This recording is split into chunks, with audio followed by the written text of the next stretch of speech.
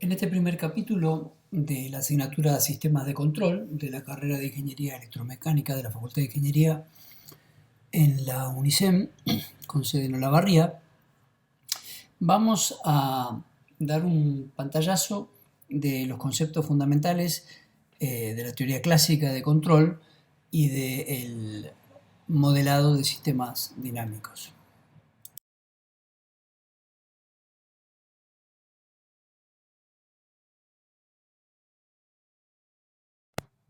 Concretamente, en este capítulo definiremos la terminología de sistemas de control, describiremos las necesidades e incentivos para controlar, o sea, cuál es la motivación para plantearnos un sistema de control.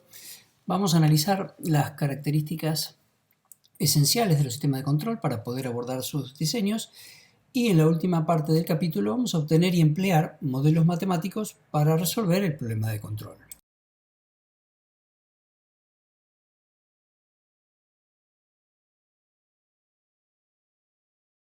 Vamos a comenzar definiendo qué es un sistema. Quizá a esta altura de la carrera todos tenemos una cierta idea de qué es un sistema. En general pensamos que un sistema, en una definición muy general, es un conjunto de objetos que interactúan y que presentan un determinado comportamiento de entrada y salida. Esta, como decíamos, es una definición muy general que puede aplicarse a distintos dominios. Hay sistemas físicos, sistemas biológicos, sistemas económicos, sistemas informáticos y todos los que podamos imaginarnos. Por otra parte, vamos a definir lo que es un proceso como una operación que consiste en una serie de acciones que persiguen un objetivo, acciones que se encuentran dispuestas a lo largo del eje de tiempo.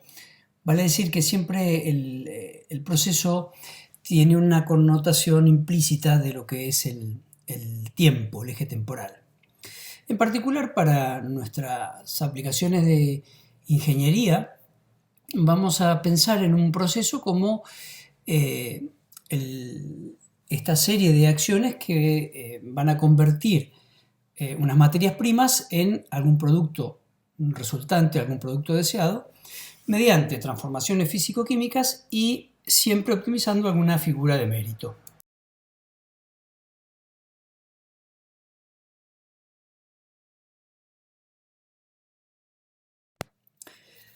Una planta, por su parte, es un conjunto de dispositivos cuyo objetivo es el llevar adelante una operación determinada. Son dispositivos que están integrados en base a ciertos criterios ingenieriles y satisfaciendo ciertos requerimientos y vendrían a ser como el soporte físico de los procesos.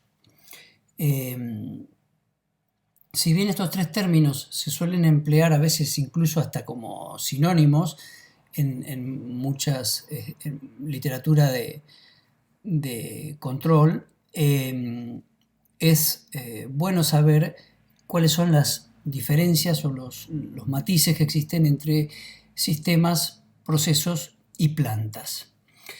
En estas figuras que vemos aquí tenemos una planta petroquímica, por ejemplo, que alberga el proceso de obtener productos y subproductos a partir del petróleo y puede tener un conjunto grande de dispositivos que están interconectados y que están dispuestos siguiendo criterios de diseño de ingeniería y satisfaciendo ciertos requerimientos que establecen las leyes, los controles ambientales, la economía también.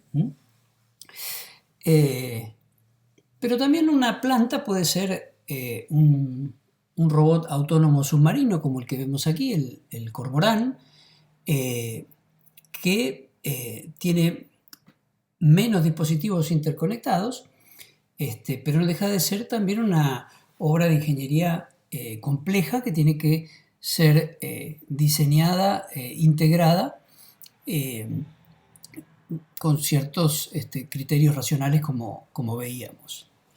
Eh, el proceso, digamos, lo que vamos a poder controlar en esta planta van a ser distintas variables, lo mismo que pasaba en la planta petroquímica, pero como los objetivos funcionales de los dos son diferentes, las variables que controlaremos seguramente van a ser diferentes. Y en otro nivel de granularidad de nuestra descripción, una planta puede ser, por ejemplo, un motor eléctrico, como el que también vemos en esta figura, en el que vamos a pretender controlar, por ejemplo, una velocidad de rotación o una posición del eje, etcétera.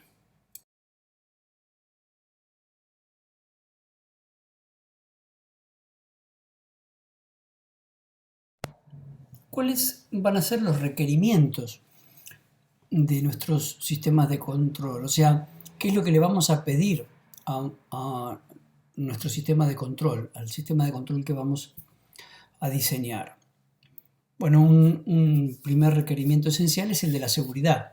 Seguridad para las personas que están en contacto con los automatismos y con los dispositivos, y seguridad también para estos dispositivos, para este equipamiento que conformaba la planta.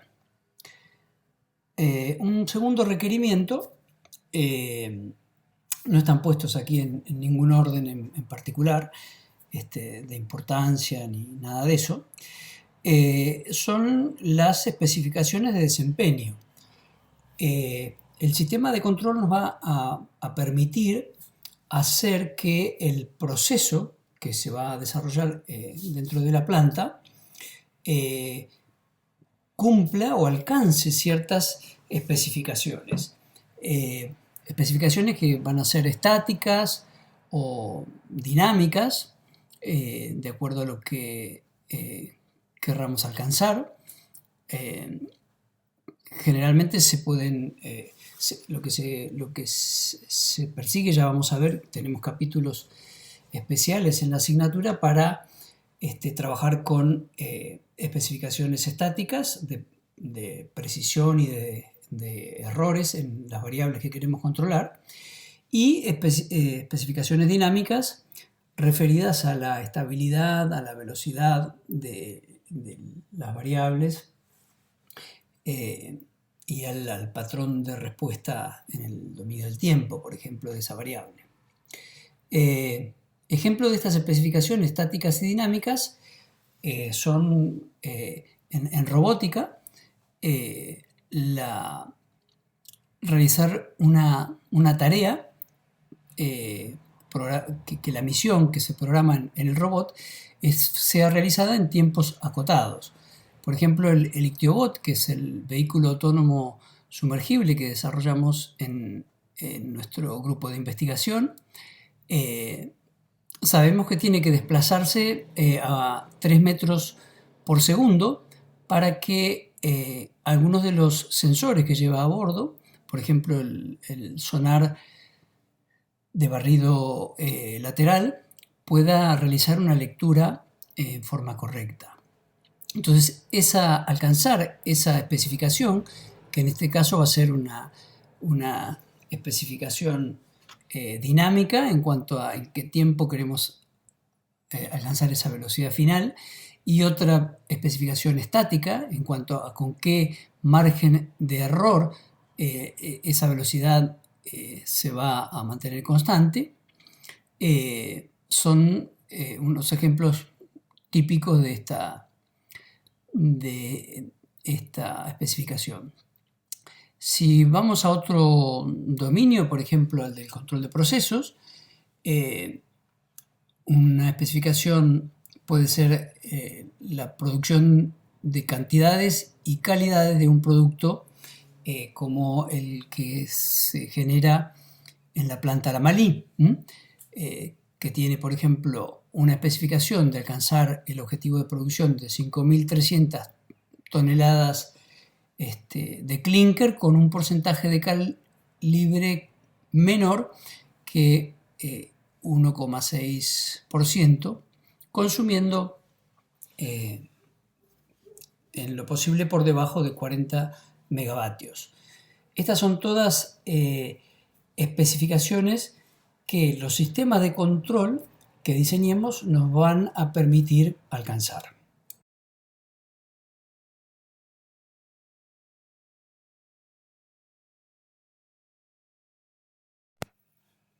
Otro requerimiento tiene que ver con las regulaciones ambientales. El sistema de control nos va a permitir hacer que el proceso dentro de la planta industrial pueda cumplir con leyes referidas a efluentes, emanaciones, impacto ambiental y de otro tipo. También el sistema de control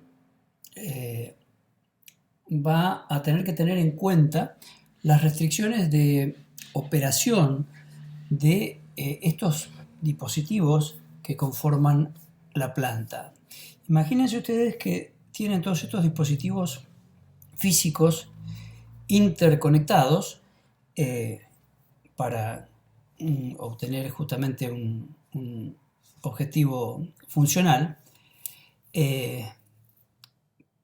pero para obtener ese objetivo funcional, lo que tenemos que hacer es tener en cuenta con quiénes estamos contando, ¿no? Con qué dispositivos estamos contando, cuáles son sus limitaciones, sus puntos de operación máximo, mínimo, cómo hay que alimentarlos, con qué potencia. Imaginen que el sistema de control se va a comportar como el director de orquesta de varios instrumentos, y conoce cada uno de esos instrumentos, y con lo que tiene disponible es capaz de producir una melodía, y en ese caso esa música que genera la orquesta es el objetivo funcional de la planta. Otro requerimiento importante, obviamente, para un sistema de control es el de la economía.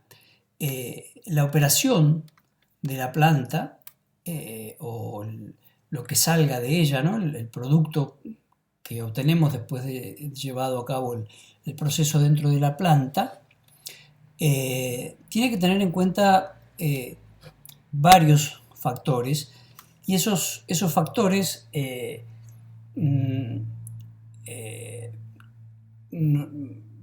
pueden ser tenidos en cuenta justamente a través de un sistema de control. Puede ser adaptado la operación de la planta a distintas situaciones, como pueden serlo la disponibilidad de las materias primas para obtener ese producto, la participación del producto en el mercado, o sea, cuál es la demanda de ese producto final, la minimización de costos en la obtención del producto, y la situación social también del entorno en el cual estamos llevando adelante la producción. Que bueno, no, es un poco más complejo que solamente el mercado, ¿no? Yo les voy a dejar ahí una charla que dio Eduardo Levi, es una de las TEDx Río de la Plata, con una idea que conviene que la reflexionemos en este punto sobre la suerte de un ingreso universal frente a la presencia cada vez más masiva de tecnología dentro de las industrias, de las fábricas.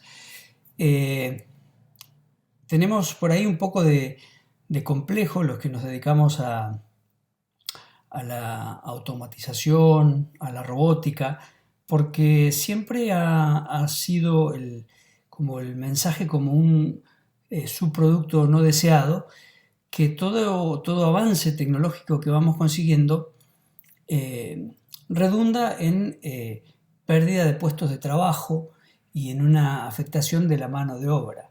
Pero esto es así si nos restringimos a un modelo económico que justamente lo único que está buscando es el beneficio, porque justamente fíjense que planteamos uno de los factores, el de minimizar costos. Si la mano de obra es vista como un costo solamente, evidentemente el dueño de la fábrica compra un robot y se ahorra un montón de dolores de cabeza, de, de aportes jubilatorios, de obras sociales, de reñir con los gremios, etcétera, ¿no? Pero eh, demos vuelta un poco a esta situación. Imaginemos que son el conjunto de los operarios de esa fábrica los que deciden en forma cooperativa comprar, por ejemplo, un robot eh, con el objetivo de trabajar menos horas diarias, sin que su ingreso mensual se vea afectado.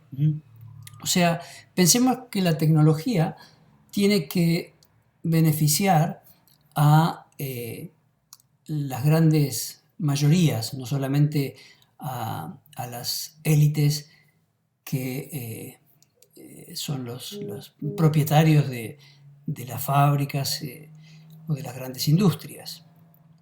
Este pensamiento así nos hace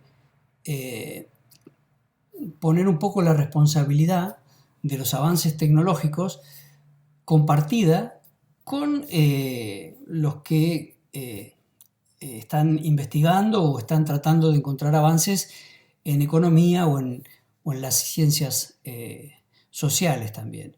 O sea, la tecnología siempre la tenemos que pensar como una herramienta inclusiva y no que genere justamente conflictos sociales, ¿no?